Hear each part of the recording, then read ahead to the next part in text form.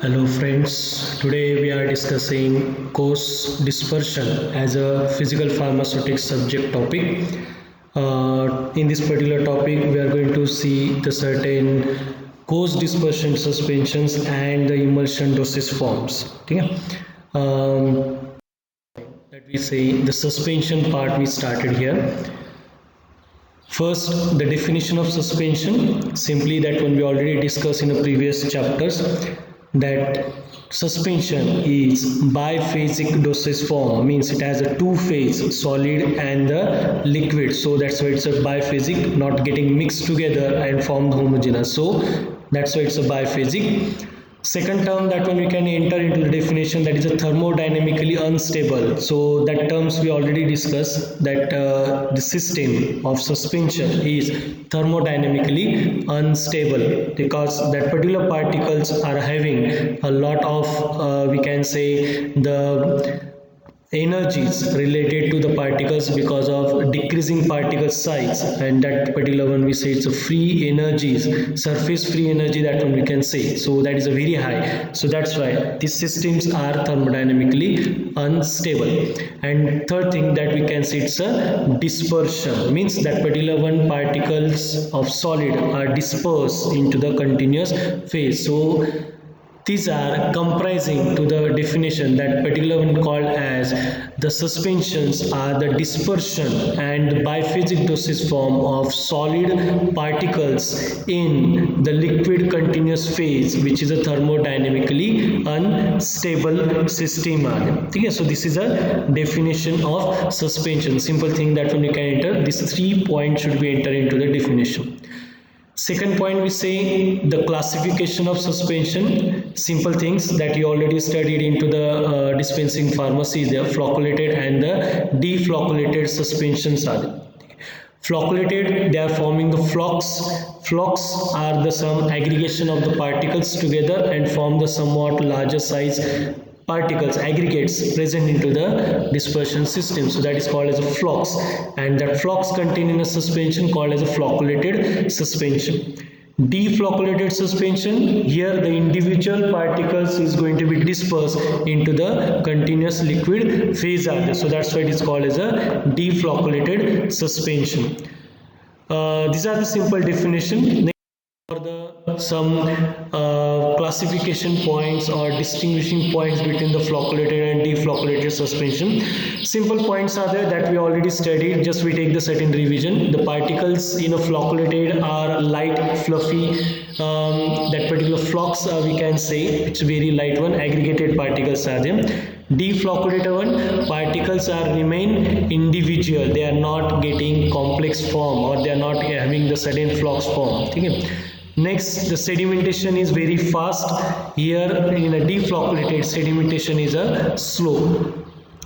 Next point, we can say after sedimentation, flocculated suspensions are not forming a certain type of hard cake, okay? But the deflocculated suspension forming the hard cake because they are the individual particles. These individual particles are tend to attach to each other and forming a certain type of bridging between the particles, and these particles are get a certain formation of hard cake. Next point, we can say sedimentation volume is high. Sedimentation volume, simple thing that we can already perform in a practicals. We keep the certain measuring cylinder, in that one prepared suspensions are get fill up, and we measure how much volume of ultimate sedimentation, what is the volume of original suspension, that we are taking the certain ratio, and that called as sedimentation volume. If it is very high, then we can say it's a very good suspension having the good we can say redispersibilities are there. So in case of flocculated suspension, we get the sedimentation volume is high. In case of deflocculated sedimentation, deflocculated suspension, sedimentation volume is small, they are forming a certain type of cloudy supernatant liquid. In case of flocculated suspension, they are forming the clear supernatant liquid. Okay. Next one, differentiating point, that redispersibility. That redispersibility we obtain more in a flocculated suspension, less in a deflocculated suspension. Once the deflocculated suspension gets settled down, it is not getting redispersed again because they are forming the hard cake, which is difficult to redisperse. So these are the some differences, simple differences we can write. These things is commonly asked into your question paper for the certain small questions are there, or the certain side questions attached to the larger question for the suspension is there.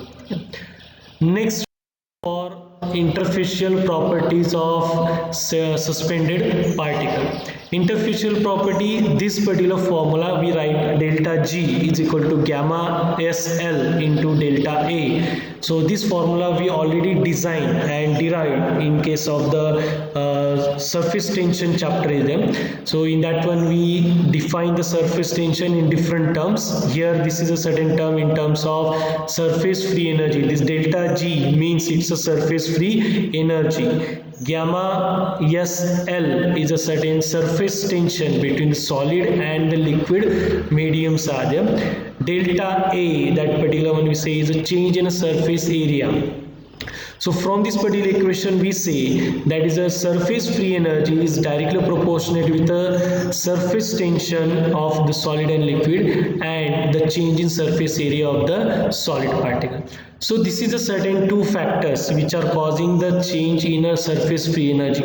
If the surface free energy is very high, then that particular particles are tend to cause the decreased surface area, so that this delta G is going to be changed less. Okay, and so that's why we obtain a certain greater stability. So for the greater stability, what we require the delta G should be the 0. But in practice, this particular delta G 0 is not possible because the surface tension gamma SL is always present and delta A is not going to be 0. So these particular two parameters are always present, and that's why the delta G is equal to 0 we are not getting, but that one we can keep the minimum close to the 0. So that particular one situation gives the better stability.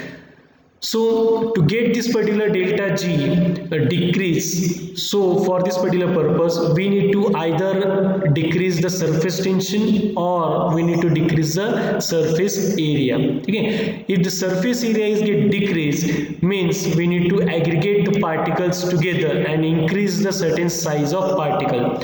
If the size of particles get increased, surface area is going to be decreased. In suspension, we are not able to use the certain large size particles are there, because when we are using the larger size particle, they settle very fast. And if they are settled very fast, the suspension is not remain stable. So for this particular purpose, we need to decrease the particle size by milling. And by this particular process we are adding a lot of energy to the particles, and this energy cause a decrease in a particle size, and ultimately it cause increase the surface free energy.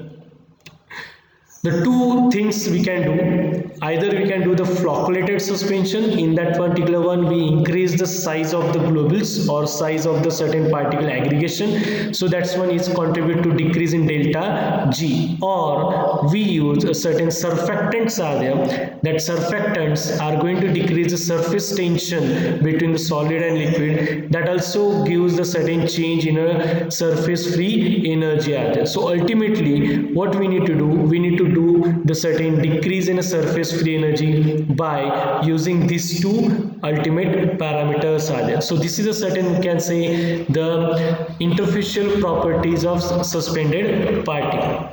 Next, go for settling in suspension. Now settling in suspension means what? The particles are dispersed into the continuous medium and the particles are start to get settled down because they are in a larger size. The size of the particle is not in a colloidal state. They are in a coarse colloid. So this coarse colloid has a certain weight of the particle, and because of this particular weight of the particle, they are experiencing the gravitational force, and this gravitational force cause a certain settling of the particle within suspension if the suspension is get stored undisturbed. So this settling of the suspension cause a certain type of instability into the suspension dosage form throughout the shelf life area. So that's why this phenomena, settling of the suspension, we need to study. So for this particular purpose, first point we can say the theory of sedimentation. So theory of sedimentation we need to design or we can define by using the Stokes law is there. So Stokes law, what it said, we just take the certain small introduction about the Stokes law.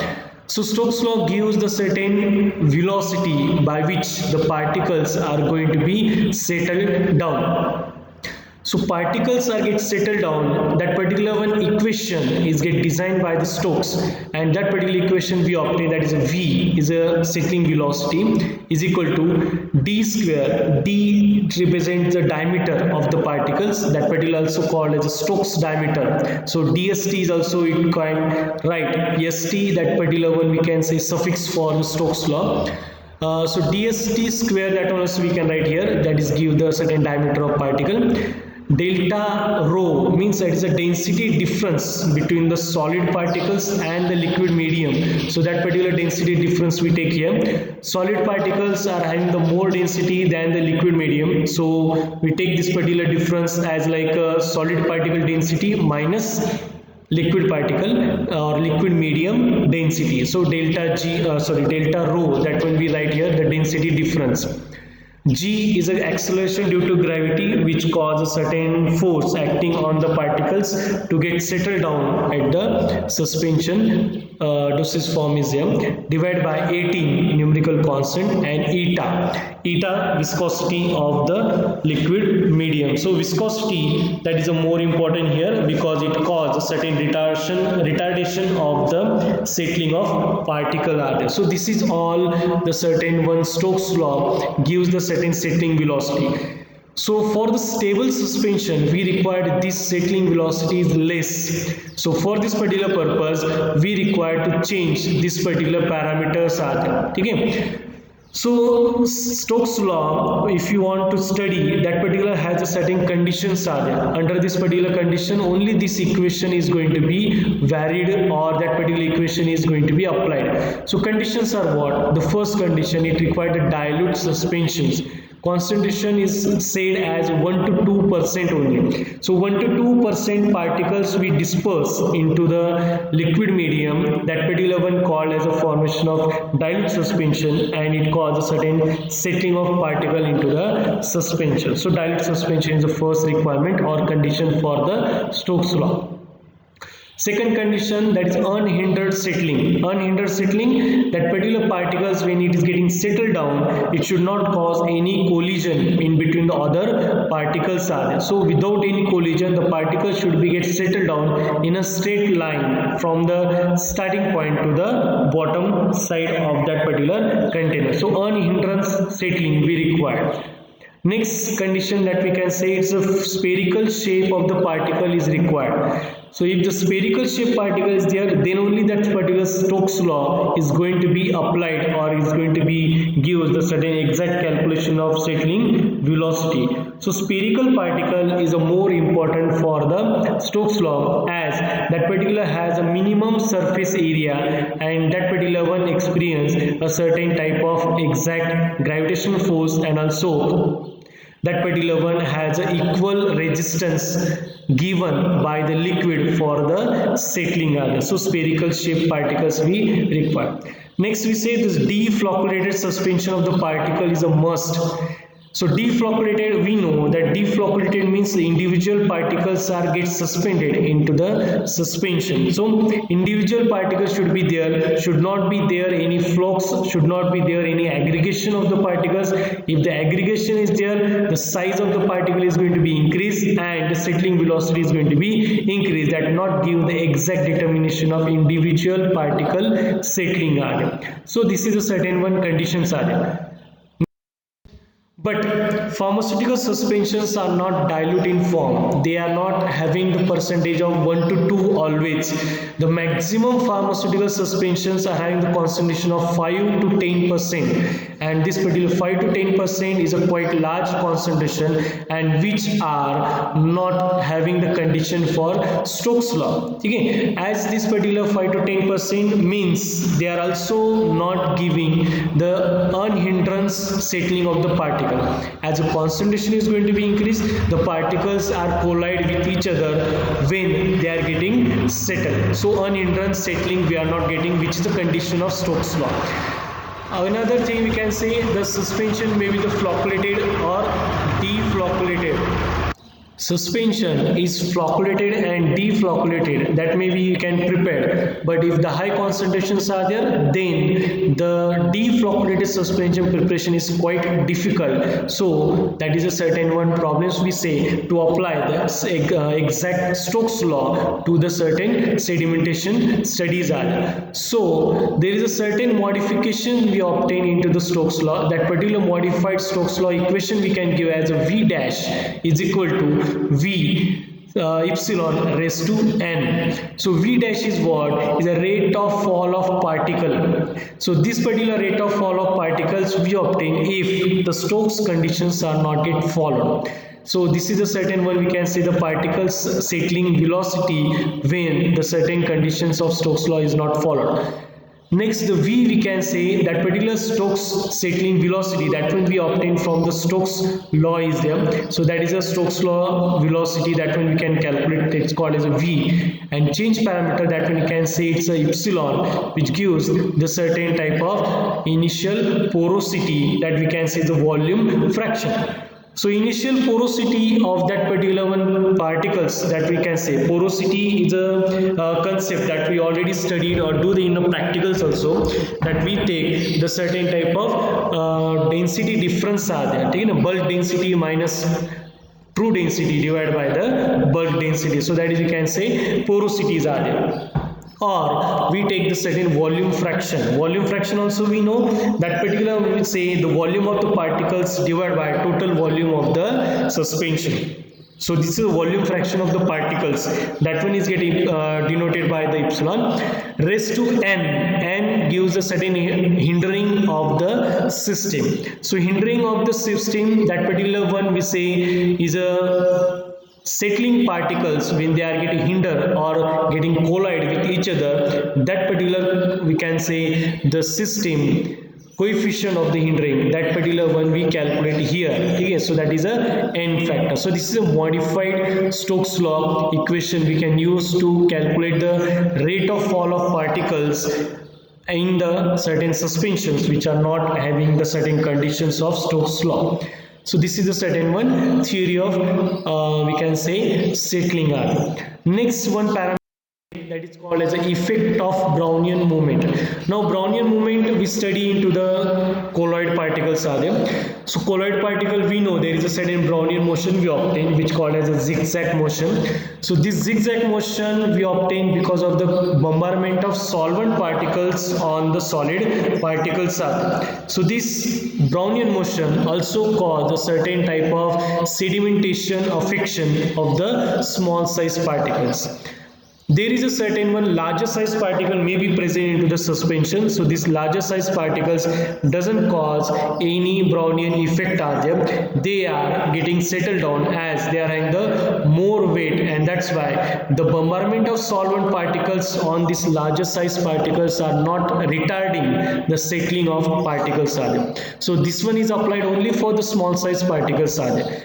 And this particular one we can define by using the setting critical radius are there. Critical radius is a radius of the particles below which that particular suspension or that particle is remain in a suspension form because of the Brownian motion. Means these particles are in a colloidal size range. So these particular particles are having the certain Brownian motion, shows the changes in a direction of the falling or direction of the motion because of the bombardment of solvent particles on the solid particles.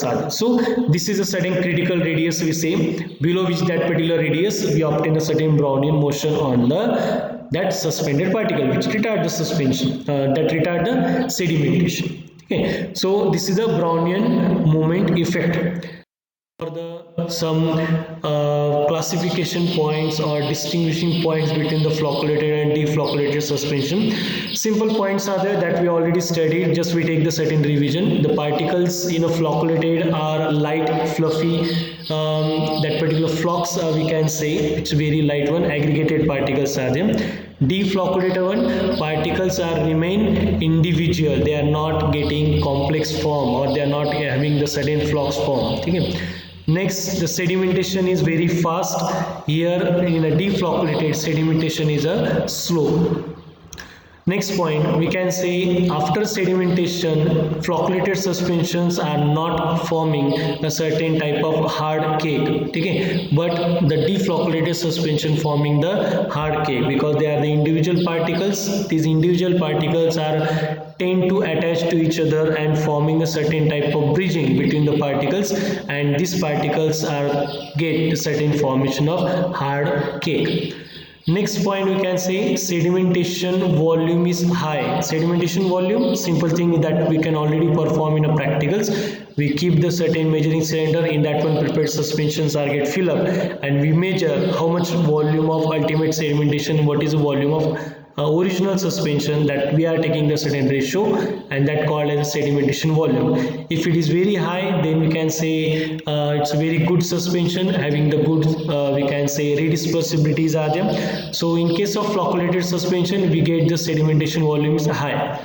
In case of deflocculated sedimentation, deflocculated suspension, sedimentation volume is small, they are forming a certain type of cloudy supernatant liquid. In case of flocculated suspension, they are forming the clear supernatant liquid. Okay. Next one, differentiating point, that the redispersibility. That redispersibility we obtain more in a flocculated suspension, less in a deflocculated suspension. Once the deflocculated suspension gets settled down, it is not getting redispersed again because they are forming the hard cake, which is difficult to redisperse. So these are the some differences, simple differences we can write. These things is commonly asked into your question paper for the certain small questions are there, or the certain side questions attached to the larger question for the suspension is there. Next,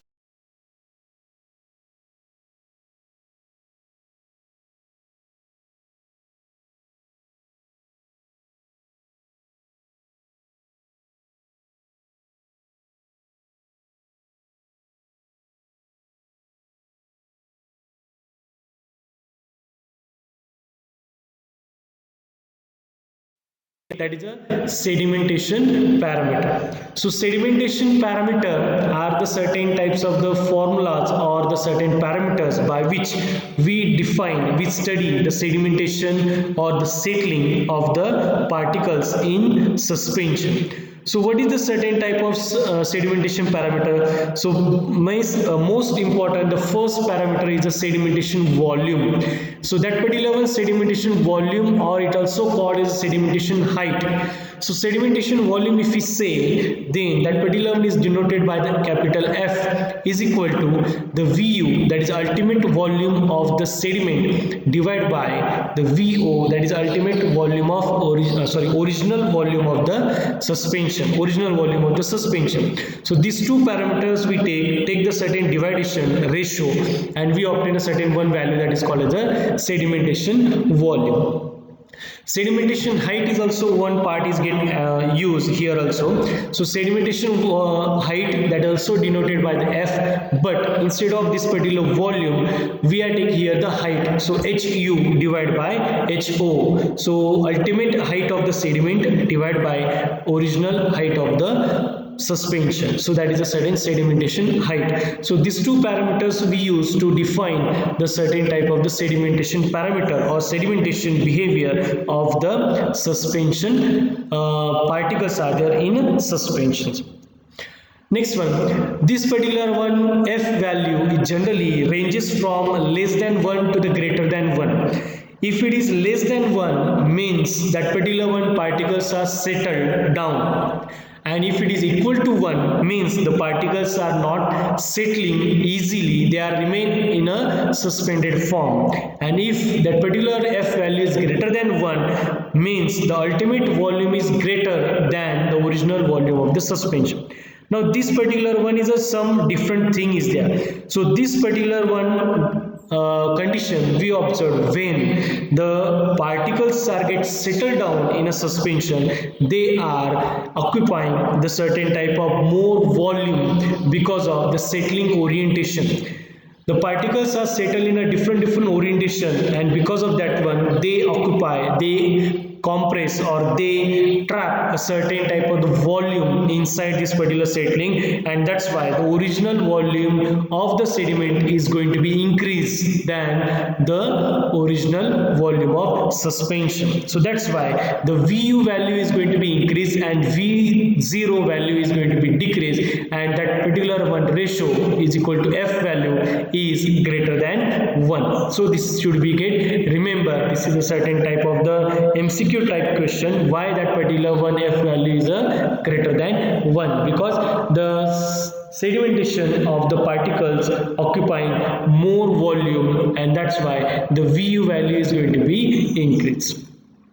If that particular F value is equal to 1, means that particular suspension is a identical suspension, acceptable suspensions are there, that's we can say pharmaceutically acceptable suspension. Here we are not getting the settling of the particles, and that's why it is called as F is equal to 1. So F is equal to 1 is a more feasible for the any suspension what we are preparing that particular one. So it shows the very less settling of the particles, and the stability of the suspension is going to be increased more.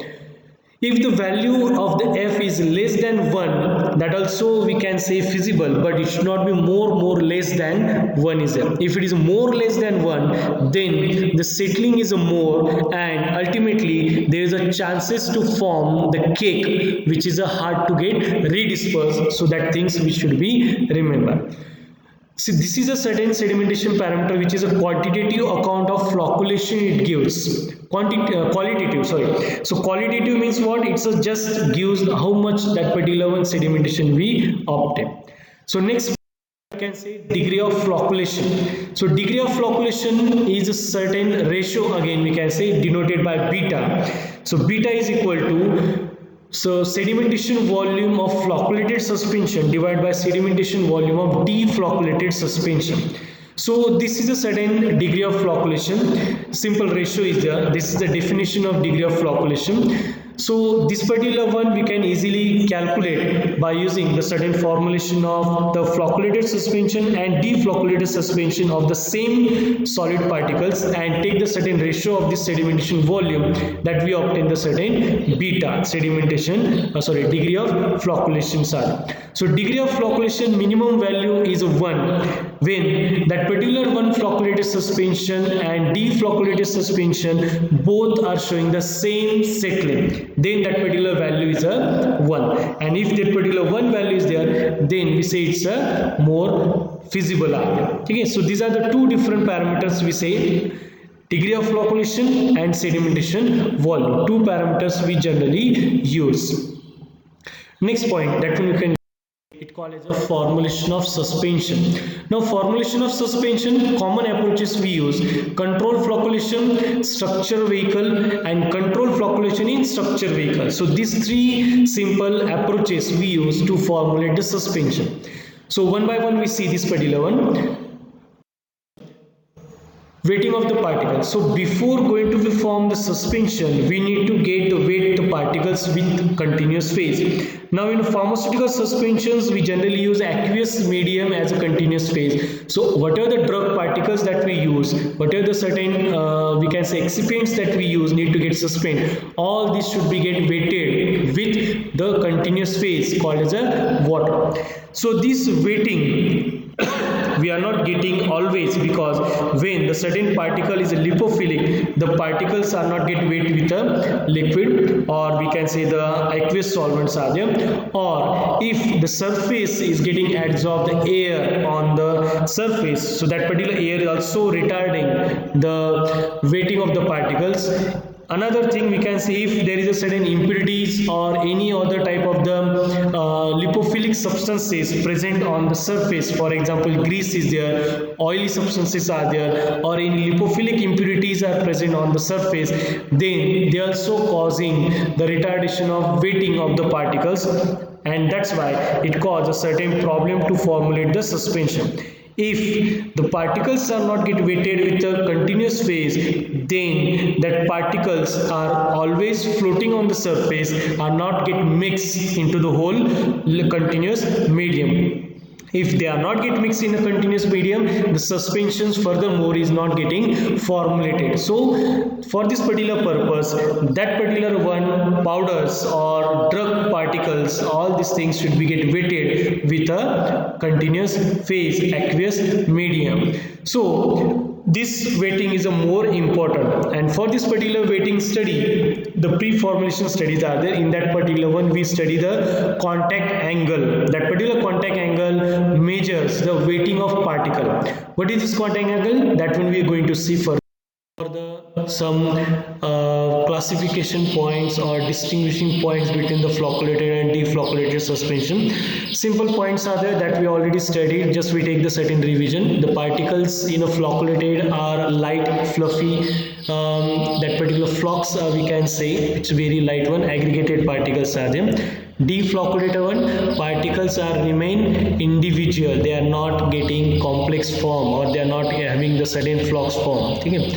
Next, the sedimentation is very fast.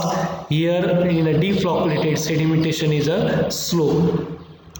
Next point, we can say after sedimentation, flocculated suspensions are not forming a certain type of hard cake, okay? But the deflocculated suspension forming the hard cake because they are the individual particles. These individual particles are tend to attach to each other and forming a certain type of bridging between the particles, and these particles are get a certain formation of hard cake.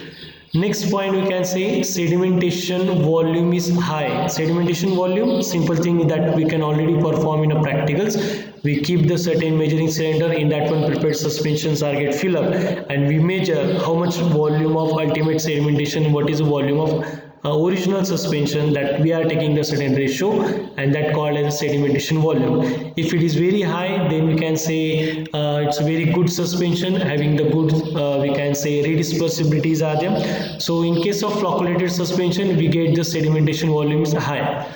In case of deflocculated sedimentation, deflocculated suspension, sedimentation volume is small, they are forming a certain type of cloudy supernatant liquid. In case of flocculated suspension, they are forming the clear supernatant liquid. Okay.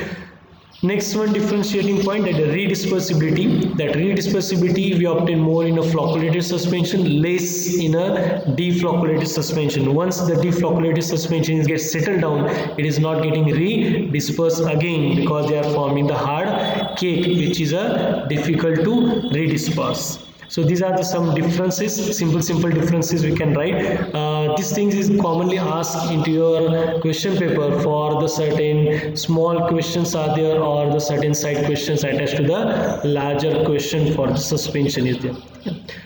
Next,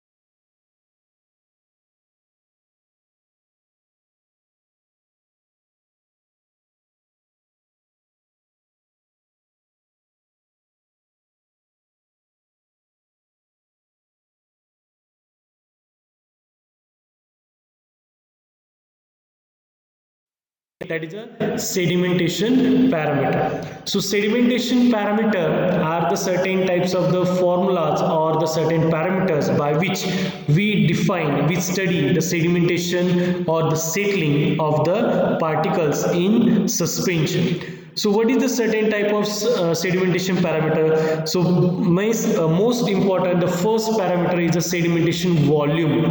So that particular one, sedimentation volume, or it also called as sedimentation height. So sedimentation volume, if we say, then that particular one is denoted by the capital F is equal to the VU, that is ultimate volume of the sediment, divided by the VO, that is ultimate volume of original volume of the suspension, So these two parameters we take the certain division ratio, and we obtain a certain one value that is called as the sedimentation volume. Sedimentation height is also one part is used here also. So sedimentation height, that also denoted by the F, but instead of this particular volume we are taking here the. Next, we can take the certain first point that is called as a control flocculation for the preparation of suspension oil.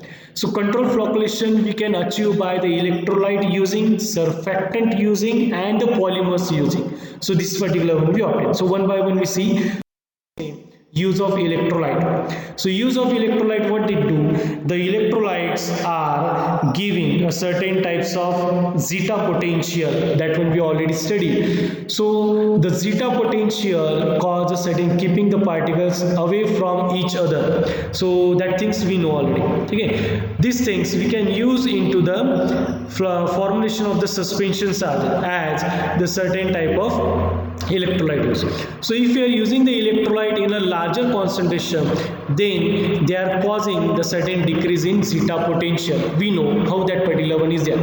So the counter ions are reaching more and more toward the surface, and that causing the certain type of decrease in zeta potential at the certain surface. So that's why zeta potential is going to be decreased, and that's why the particles start to get coagulate together and form the certain types of small flocculations. So this is a certain more we can say easily the flocculations we can formulate it by using the certain type of electrolytes. Okay, so electrolytes are causing the decrease in zeta potential is a more important, which cause a small attraction forces increases that we can obtain in case of the certain type of DLVO theory also, and this particular one cause a certain type of flocculation.